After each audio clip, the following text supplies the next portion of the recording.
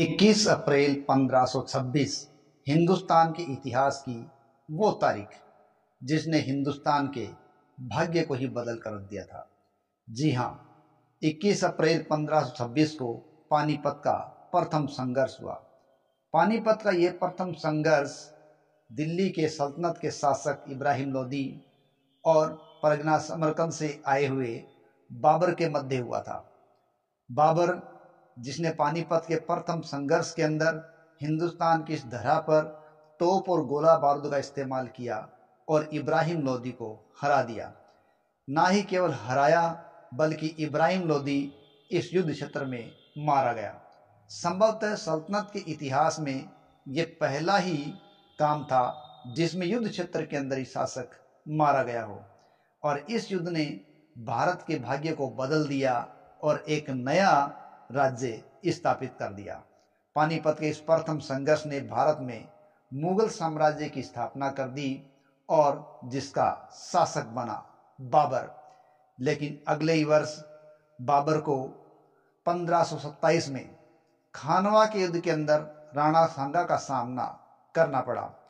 राणा सांगा का सामना जब बाबर ने किया तो उसने तोप गोला बारूद का इस्तेमाल किया था और सामने तलवार, भाले, तीरों को सामने देखा था। इस प्रकार राणा सांगा की सेना ने तलवारों, भालों और तीरों से तोप गोला बारूद का सामना किया और सांगा पराजित हो गया। खानवा के युद्ध में सांगा की पराजय ने भारत के अंदर मुगल साम्राज्य को स्थायित्व प्रदान कर दिया था। इस प्रकार खानवा के युद्ध का भी भारतीय इतिहास में एक अलग ही महत्व है, क्योंकि इसमें राजपूतों की एक बड़ी मजबूत ताकत को बाबर ने हरा दिया था। अगले ही साल उसने चंदेरी के मेदिनी राय को हराकर और भी अधिक सफलता अर्जित कर ली और चौथा युद्ध उसने घाघरा का युद्ध लड़ा, जो कि अफगानों का गुट था उसके विरुद्ध लड़ा गया था। क्योंकि इब्राहिम लोदी के पारिवारिक सदस्य जो भाग गए थे, उन्होंने एक गुट तैयार किया था। उस गुट के साथ इन्होंने घाघरा का युद्ध लड़ा और 1530 के अंदर इस चौथे युद्ध के अंदर जीतने के बाद बाबर का यहाँ स्थायित्व मजबूत हो गया। लेकिन 1530 के अंदर ही बाबर की मृत्यु हो गई। लेकिन वह तब तक एक साम्राज्य खड़ा कर चुका था। उसके बाद उसका पुत्र हुमायूं मुगल शासक बना। हुमायूं का मतलब तो भाग्यशाली होता है, लेकिन हुमायूं की कहानी देखें तो उसमें कहीं भी भाग्यशाली का स्थायित्व नजर नहीं आता। क्योंकि हुमायूं है, उसके बारे में लेलपुन ने कहा है कि हुमायूं जिंदगी भर लड़खड़ाता रहा और लड़खड़ाता ही मर गया, और ये बात बिल्कुल सही थी। क्योंकि हुमायूं है जब शासक बना तो उसे निरंतर अपने भाइयों के विद्रोह का भी सामना करना पड़ा था, और तो और उस समय उसे एक अफगान शेरशाह सूरी का भी सामना करना पड़ा था। शेरशाह सूरी ने हुमायूं को 2 बार हराया। उसने 1539 के अंदर हुमायूं को चौसा के युद्ध में हरा दिया। इसके पश्चात अगले साल 1540 में शेरशाह सूरी ने हुमायूं को चौसा के युद्ध के बाद कन्नौज या बिलग्राम के युद्ध के अंदर हरा दिया। दोनों ही युद्ध ऐसे समय में हारे गए थे जब बरसात का मौसम आ गया था और हुमायूं की तोप गोला बारूद ने काम करने से मना कर दिया या वो काम नहीं कर पाई। और साथ ही साथ हुमायूं निचले क्षेत्रों में पड़ाव डाले हुए था, जबकि शेरशाह सूरी के पड़ाव ऊपरी हिस्सों पर थे, और शेरशाह सूरी हुमायूं को हराने में कामयाब हो गया। और 1540 में हुमायूं को यहाँ से भागना पड़ा और 15 साल का उसने निर्वासन व्यतीत किया। लेकिन 1555 में जब हुमायूं वापस आया तो उसने सिकंदर शाह सूर को हराया। सरहिंद का युद्ध हुआ और उसने 15 साल बाद 1555 के अंदर निर्वासन व्यतीत करने के बाद पुनः मुगल सत्ता को यहाँ स्थापित कर दिया। लेकिन केवल स्थापित ही कर पाया, वो इसका सुख नहीं भोग पाया, क्योंकि 1556 के अंदर ही वो अपने ही बनाए हुए दीन पनाह भवन की सीढ़ियों से गिरकर मर गया। और लेलपुल का ये कहना बिल्कुल सार्थक है कि वो लड़खड़ाता रहा और लड़खड़ाता हुआ ही मर गया। लेकिन जब हुमायूं की मृत्यु हुई उस समय उसका पुत्र अकबर वो पंजाब के कलानौर नामक स्थान पर था और अफगानों के विरुद्ध वो संघर्षरत था।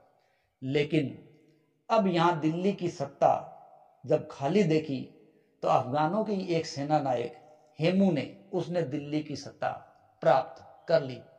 बचपन में वो एक दिल्ली की सड़कों पर नमक बेचने वाला था, लेकिन वो कामयाबी पर कामयाबी प्राप्त करता गया और काम अफगानों के सेनापति से लेकर वो यहाँ अब दिल्ली का बादशाह बन बैठा। और हेमू या हेमचंद्र ने विक्रमादित्य की उपाधि धारण की और इतिहास में विक्रमादित्य की उपाधि धारण करने वाला वो अंतिम और 14वां शासक था। हालांकि इससे पहले भी बहुत से शासकों ने विक्रमादित्य का विरुद्ध धारण किया, लेकिन उसके बाद किसी ने विक्रमादित्य का विरुद्ध धारण नहीं किया। इस विक्रमादित्य के साथ या हेमू के साथ 1556 में नवंबर के महीने में दूसरा युद्ध लड़ा गया पानीपत का, और अकबर के संरक्षक थे बेराम का, इसने इसके अंदर महत्वपूर्ण रोल निभाया था। और इस नवंबर 1526 के पानीपत के दूसरे युद्ध में हेमू या हेमचंद्र को हराकर भारत की कब्जे में फिर लेने में कामयाब हुआ अकबर। या हेमू या हेमचंद्र को पानीपत के दूसरे युद्ध के अंदर हराकर अकबर है वो शासक बनने में कामयाब रहा, और उसका जो शासनकाल था वो भारत के अंदर एक बड़ा ही महत्वपूर्ण शासनकाल माना गया है, जिसने लगभग 50 वर्षों के करीब शासन किया था और भारत के अंदर एक मजबूत मुगल सत्ता स्थापित की थी। और राजस्थान के क्षेत्र के अंदर यदि अकबर को याद किया जाता है तो महाराणा प्रताप जो कि मेवाड़ के प्रतापी शासक थे उनके साथ जो हुए संघर्ष को लेकर याद किया जाता है। और वो संघर्ष था 18 जून 1576 को हुआ हल्दी घाटी का संघर्ष, जिसके अंदर हार का सामना करना पड़ा था महाराणा प्रताप को, और मुगलों के कब्जे में मेवाड़ जैसी शक्तिशाली सत्ता आ गई थी। लेकिन प्रताप हार कर चुप नहीं बैठा, उसने लगातार मुगलों के साथ संघर्ष किए रखा और अपनी मौत से पहले अनेक मुगलों के क्षेत्र जो उसके हाथ से निकल गए थे उनको वापस प्राप्त करने में वो कामयाब हो गया था। लेकिन अकबर ने एक विशाल सत्ता स्थापित की थी और मजबूत साम्राज्य स्थापित किया था, जो उसके वंशज जहांगीर को उससे विरासत में प्राप्त हो गया था। पिता से राज्य प्राप्त करके जहांगीर 1605 ईस्वी में शासक बना था। जहांगीर का पहला विवाह 1585 ईस्वी के अंदर आमेरवे राजा भगवान दास की पुत्री और मान सिंह की बहन मानबाई से हुआ था, और बताया जाता है इसी पत्नी से खुसरो का जन्म हुआ था। सलीम का दूसरा विवाह उदय सिंह जो कि मारवाड़ के राजा थे उनकी पुत्री जगत गोसाई जिसे जोधाबाई भी कहा गया है उसके साथ हुआ था, और इसी से खुर्रम पैदा हुआ था। जहांगीर ने गद्दी पर बैठते ही आगरा के किले की शाहबुर्जी और यमुना के किनारे खड़े पत्थर के एक खंबे के बीच न्याय की प्रसिद्ध जंजीर लगवाई थी, जिसमें 60 घंटियां बंधी थी और 12 घोषणाएं प्रकाशित करवाई थी। ये जहांगीर की एक इतिहास में अलग ही देन है। जहांगीर को गद्दी पर बैठते ही सबसे पहले 1606 ईस्वी में खुसरो के विद्रोह का सामना करना पड़ा था, और बाद में खुसरो को सिखों के 5वें गुरु अर्जुन देव ने आशीर्वाद दे दिया। इसके कारण जहांगीर नाराज हो गया और उन्होंने सिखों के 5वें गुरु अर्जुन देव को फांसी दे दी थी। इस प्रकार यह संघर्ष बढ़ गया था। खुसरो और जहांगीर के बीच युद्ध जालंधर के निकट बहरावल नामक स्थान पर हुआ, जिसमें खुसरो पराजित हो गया। जहांगीर ने उसे अंधा करवा दिया और 1622 में शाहजहां ने एक हत्यारे द्वारा उसकी हत्या भी करवा दी थी। इसके बाद की बात है 1608 ईस्वी में जहांगीर ने हाबत खान के नेतृत्व में और 1609 ईस्वी में अब्दुल खान के नेतृत्व में और 1613 ईस्वी में खुर्रम के नेतृत्व में कई अभियान मेवाड़ रवाना किए थे, और इन्हीं के फलस्वरूप 1615 ईस्वी में मेवाड़ और मुगलों के बीच संधि हो गई थी। इस प्रकार से जहांगीर के काल की एक महत्वपूर्ण घटना थी मेवाड़ के साथ संधि स्थापित हो जाना। जहांगीर की दक्षिणी विजय की अगर बात करें तो मुगलों की दक्षिणी विजय में सबसे बड़ी बात अगर कोई था तो वो था अहमदनगर का वजीर मलिक अंबर। मुगलों से युद्ध के दौरान मलिक अंबर गुरिल्ला युद्ध पद्धति का सहारा लेता बड़ी संख्या में उसने अपनी सेना के अंदर मराठों को भर्ती कर रखा था। जहांगीर के राज्य की एक उल्लेखनीय सैनिक सफलता 1620 ईस्वी में उत्तरी पूर्वी पंजाब की पहाड़ियों पर स्थित कांगड़ा के दुर्ग पर अधिकार करना था। लेकिन जहांगीर के शासनकाल में 1622 ईस्वी में फारस के शाह ने कंधार को मुगलों से छीन लिया था। 1623 ईस्वी में जहांगीर के शासनकाल में शाहजहां का विद्रोह हुआ, उसको दबाने का श्रेय महाबत खां को दिया जाता है। इस प्रकार अक्टूबर 1627 के अंदर जहांगीर की मृत्यु हो गई और उसे लाहौर के निकट शहादरा नामक स्थान पर रावी नदी के किनारे दफना दिया गया था। लेकिन जहांगीर के समय की एक प्रमुख घटनाओं के अंदर नूरजहां भी एक प्रमुख घटना है। देखिए, नूरजहां राय गयास बेग या एतमाउद्दौला की पुत्र थी, जिसने जहांगीर से 1611 ईस्वी के अंदर विवाह किया था और पहले इसका नाम मेहरुनिसा था, लेकिन जहांगीर ने इसे नूरजहां की उपाधि दे दी थी। नूरजहां जहांगीर के साथ झरोखा दर्शन देती, सिक्कों पर बादशाह के साथ अपना नाम अंकित करवाती। इसके अतिरिक्त शाही आदेशों पर बादशाह के साथ उसका नाम हस्ताक्षर भी होता था। नूरजहां है वो एक बहुत ही महत्वपूर्ण महिला के रूप में अपने आप को स्थापित करवा पाई थी। जहांगीर की मृत्यु के पश्चात नूरजहां ने 2 लाख रुपए प्रति वर्ष की पेंशन भोगी बनकर अपना जीवन लाहौर में बिताया था और 1645 ईस्वी में उसकी मृत्यु हो गई थी। जहांगीर की मृत्यु के पश्चात शाहजहां है वो 1628 के अंदर फरवरी में सिंहासन पर बैठ गया था। शाहजहां का विवाह 1612 ईस्वी में आसफ खान की पुत्री अर्जुमंद बानो बेगम के साथ हुआ था, जो बाद में इतिहास में मुमताज महल के नाम से चर्चित हुई थी। शाहजहां के शासनकाल के अंतिम 8 वर्ष बहुत ही मुश्किल से गुजरे थे। वो अंतिम 8 वर्ष आगरा के किले के शाह बुर्ज में एक बंदी की तरह रहा था और उस समय उसकी बड़ी पुत्री जहां आरा उसके साथ रहकर उसकी सेवा कर रही थी। शाहजहां की मृत्यु 1666 ईस्वी में हुई और उसे भी ताजमहल में उसकी पत्नी मुमताज की कब्र के निकट साधारण नौकरों द्वारा ही दफन किया गया था। शाहजहां के शासनकाल के अंदर 1628 में पहला विद्रोह जुझार सिंह बुंदेला का हुआ था। इसके पश्चात उसे खाने जहां लोधी के विद्रोह का भी सामना करना पड़ा था। पुर्तगालियों की उद्दंडता के कारण उसने हुगली को घेर कर उस पर अधिकार भी कर लिया था। 1628 में एक छोटी सी घटना को लेकर सिखों और शाहजहां के बीच भी विवाद उत्पन्न हो गया था। इस प्रकार शाहजहां के समय कई विवाद हुए थे। जहां तक दक्षिण की बात है, शाहजहां ने सबसे पहले दक्षिण में अहमदनगर पर आक्रमण किया और 1633 ईस्वी में जीतकर उसे मुगल साम्राज्य में मिला लिया था। अहमदनगर को साम्राज्य में मिलाने के बाद शाहजहां ने गोलकुंडा पर दबाव बनाया और गोलकुंडा के अल्पायु शासक कुतुब शाह ने डरकर 1636 ईस्वी में मुगलों से संधि कर ली थी। मोहम्मद सैयद मीर जुमला नाम से प्रसिद्ध था, जो एक फारसी व्यापारी था। वो गोलकुंडा का वजीर था और किसी बात से नाराज होकर मुगलों की सेवा में चला गया था और इसी मीर जुमला या मोहम्मद सैयद ने ही शाहजहां को कोहिनूर हीरा भेंट किया था। शाहजहां ने 1636 ईस्वी में बीजापुर पर आक्रमण कर दिया और मोहम्मद आदिल शाह प्रथम को संधि करने के लिए विवश कर दिया, जिसके कारण सुल्तान ने 20 लाख रुपए प्रति वर्ष कर के रूप में देने का वादा कर लिया था।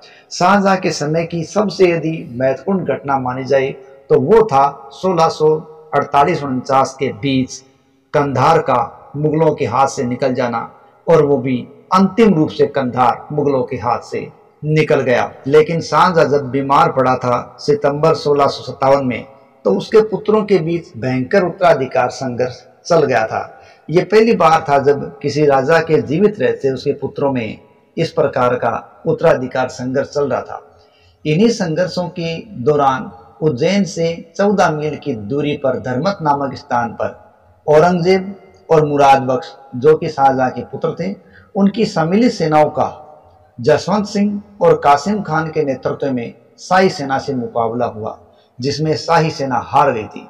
धर्मत के युद्ध से पराजित होकर जब जसवंत सिंह जोधपुर लौटे तो उनकी रानी ने युद्ध क्षेत्र से भागने के अपराध में उन्हें किले में अंदर डालने से मना कर दिया था। ये एक इतिहास की बड़ी घटना मानी जाती है।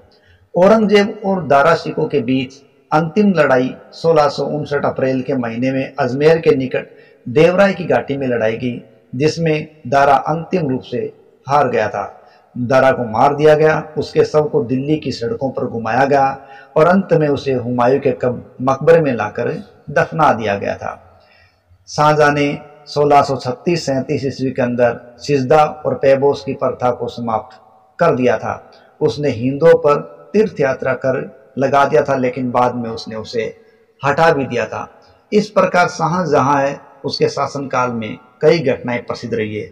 शाहजहां इतिहास के अंदर अपने कुछ निर्माण कार्यों के लिए भी प्रसिद्ध है, जिसमें दिल्ली की जामा मस्जिद का निर्माण, आगरा के किले का निर्माण और साथ ही साथ उसने आगरा के ताजमहल के रूप में एक अविस्मरणीय इमारत दुनिया को दी है, जो उसको चिरस्थायी स्मृति में लाए रखती है।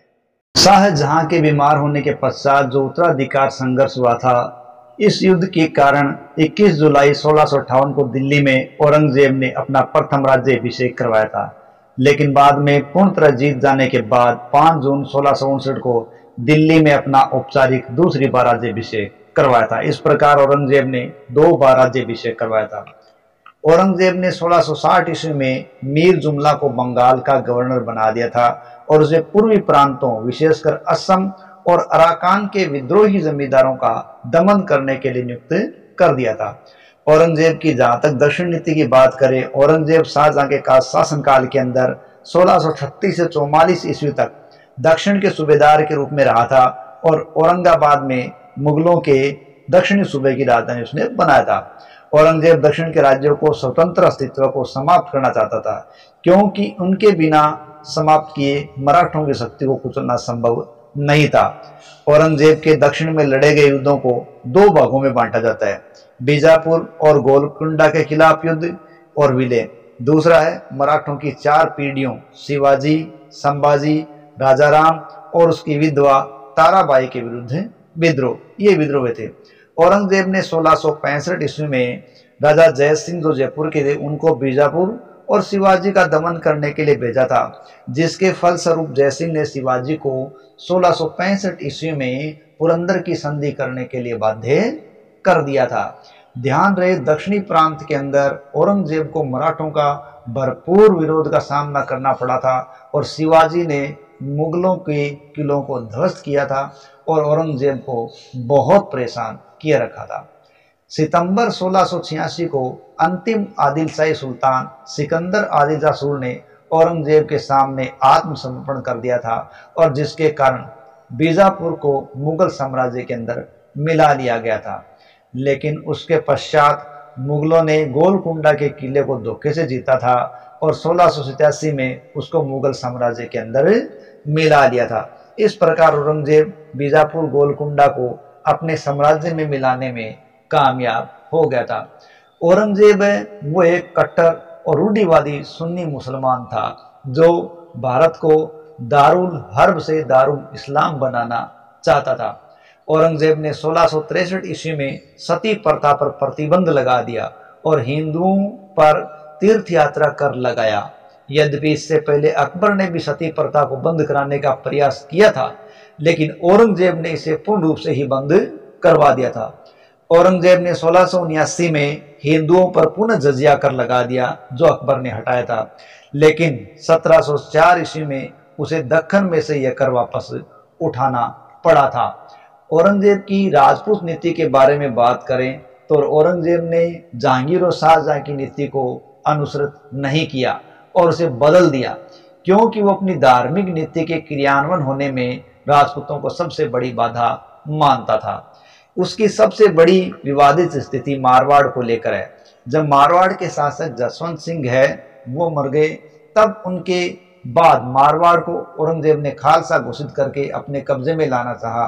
तब उस मारवाड़ के उत्तराधिकारी अजीत सिंह को शासक बनाने के लिए मारवाड़ और मुगलों के बीच संघर्ष चला। यह संघर्ष 30 वर्षीय संघर्ष था, जो 1679 से लेकर 1709 तक चला और इस युद्ध का नायक था दुर्गादास, जिसे कर्नल टोड ने राठौड़ों का यूलिसीज कहा है। देखिए, यूलिसीज एक महान योद्धा था जो कि यूनान का था। राजपूत उसकी वीरता के कारण आज भी कहते हैं, हे मां पूत ऐसा जन जैसा दुर्गादास। दुर्गादास ने लगातार संघर्ष किए रखा। 1707 में जब औरंगजेब की मृत्यु हो गई तो 1708 में बहादुर शाह प्रथम ने अजीत सिंह को मारवाड़ का राज्य दे दिया था और उसे राजा स्वीकार कर लिया था। औरंगजेब के शासनकाल के अंदर अनेक विद्रोह हुए और औरंगजेब का शासनकाल विद्रोह के रूप में जाना जाता है।